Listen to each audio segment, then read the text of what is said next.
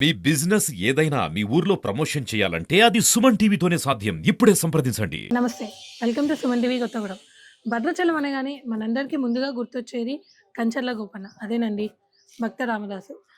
భక్త రామదాసు గారు స్వామివారికి ఆలయాన్ని కట్టించినా కూడా, ఆలయానికి ఎప్పుడు ఏ పూజ ఎలా జరగాలి, అప్పుడు ఏ కీర్తన పాడాలి, ఏంటి అనేది కూడా మనకి చెప్పింది తూము లక్ష్మీ నరసింహదాసు గారు.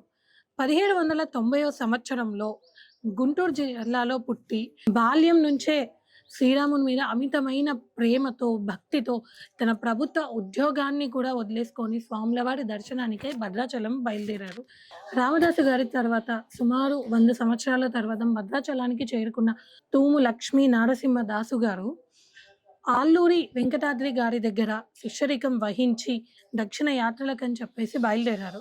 అప్పటి వరకి కూడా అంటే తను ఉన్నంత వరకి కూడా రాముల వారికి ఎంతో ఘనంగా జరిగిన అన్ని సేవలు, కార్యక్రమాలు కూడా ఆయన ఏనాడైతే దక్షిణ యాత్రలకి వెళ్ళాడో అక్కడి నుంచి నిజాం పరిపాలన అనేది వచ్చేసి స్వామివారికి పూజలనేటివి జరగలేదు. అక్కడ స్నేహితుడైన వరదరాజ రామదాస్‌ని గారిని తీసుకొని భద్రాచలం వచ్చిన నరసింహదాసు గారికి ఇక్కడ స్వామివారికి ఎటువంటి పూజలు కూడా జరగడం లేదు. కరెక్ట్ టైంలో ఏది జరగట్లేదు అని చెప్పేసి ఆయన చాలా బాధపడి గోల్కొండకి వెళ్ళి అక్కడ చందులాల్ గారిని కలుసుకొని అక్కడి నుంచి భద్రాచలం, పాల్వంచ ఉన్న ఆలయాల అన్ని బాధ్యతలు, అన్ని పరిపాలనలు తను తీసుకొని తిరిగి ఇక్కడికి వచ్చేసి ఇక్కడ స్వామివారికి నిత్యం కూడా సుప్రభాత సేవ దగ్గర నుంచి పవలింపు సేవ వరకి కూడా సుమారుగా 130కి పైగా కీర్తనలను రాసి స్వామివారిని తరించి సేవించిన నరసింహదాసు గారు చివరిగా తన స్నేహితుడు ఎవరైతే ఉన్నారో వరద రామదాసు గారు తాను శివైక్యం చెందడంతో ఆ బాధని తట్టుకోలేక ఆ వైరాగ్యంతో తాను కూడా ఆ సీతారాముల వారికి చుట్టూ ఉన్న ప్రతి ఒక్క దేవతామూర్తులకు కూడా తను ఇక నాకు ఈ జీవితం వద్దు అని చెప్పి కోదండ రామ అనే కీర్తనతో చెప్పేసి తన గోదావరిలో తన స్నేహితుడి దేహంతో తను కూడా గోదావరిలో మునిగి శివైక్యం చెందడం అనేది జరిగింది.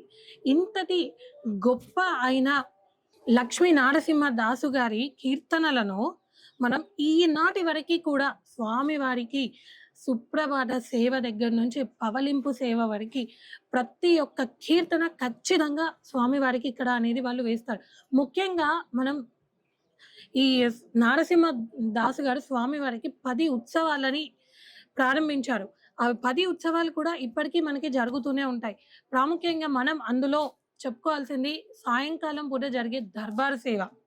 దర్బార్ సేవ గురించి అందరికీ చెప్పాల్సిన పనేం లేదు. ఆ రోజు ఆదాయాలు అన్నీ కూడా స్వామివారికి లెక్కలు అప్పచెప్తూ అంటే రాముల వారిని ఒక రాజుగా భావించి, ఒక రాజుని కూర్చోబెట్టినట్టుగా పెట్టేసి, ఆ రోజు వచ్చిన ఆదాయ వ్యయాల గురించి స్వామికి వివరిస్తూ ఎంతో గొప్ప కీర్తనలను ఇక్కడ పాడతారు. ఆ కీర్తనలలో పవలింపు సేవ, సుప్రభాత సేవ ప్రతి ఒక్కటి కూడా మనకి ఈనాటికి మనం నరసింహదాసు గారు రాసిన కీర్తనలు ఈనాటికి కూడా మనం ఈ భద్రాద్రి రామయ్య సన్నిధిలో మనం వినొచ్చు.